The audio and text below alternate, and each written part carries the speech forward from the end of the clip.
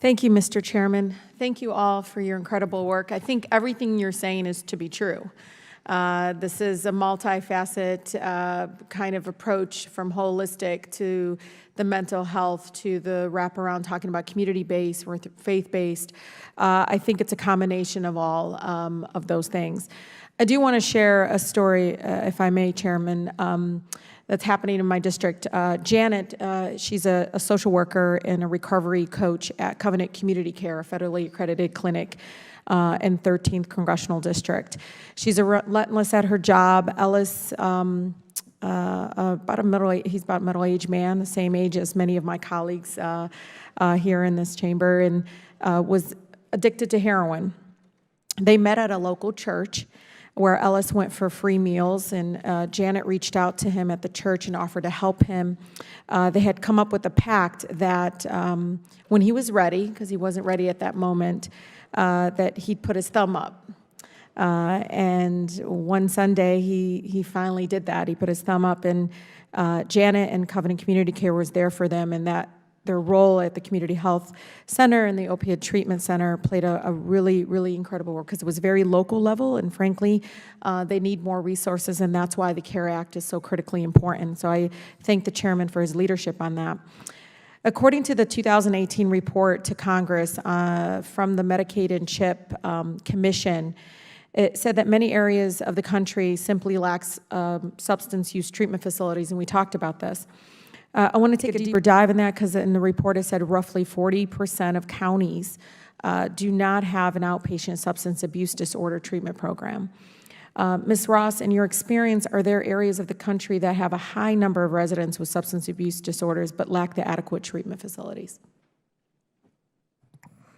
I actually think that's all over. Yeah. There just plain aren't enough of them. And as I mentioned before, we've had some close. So unless there's something like this CARE Act, that's what you're going to see. And so, yes, we do need more of them, and they need to stay open. No, and I agree. And I think there's always this constant debate whether we need, and it always is people pause because it costs money. It costs an exorbitant, a lot of money and resources to combat something like this that has to come from, from different kinds of forms.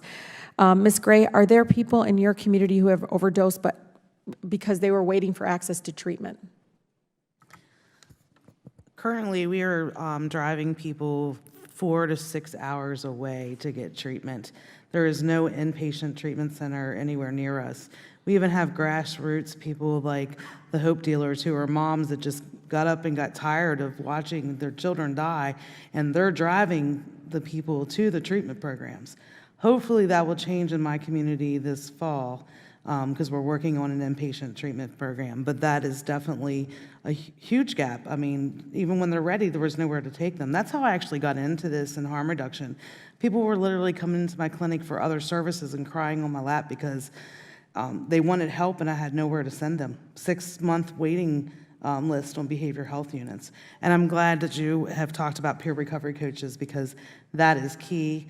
Peer recovery coaches in my clinic are amazing human beings, and if you want to see that there's life in recovery, come visit them, because they just really, it's huge piece of this, it really is. And every person that walks through my clinic, I think, are they going to be my next peer recovery coach? Yeah, and it's because they offer love and respect. Love. All of you have said some sort of form of, if it wasn't in a form of a hug, a form of, and a lot of this is creating this extended family. Yeah. That you have, and this is my family in Congress, by the way. You feel less alone. But I do want to share something.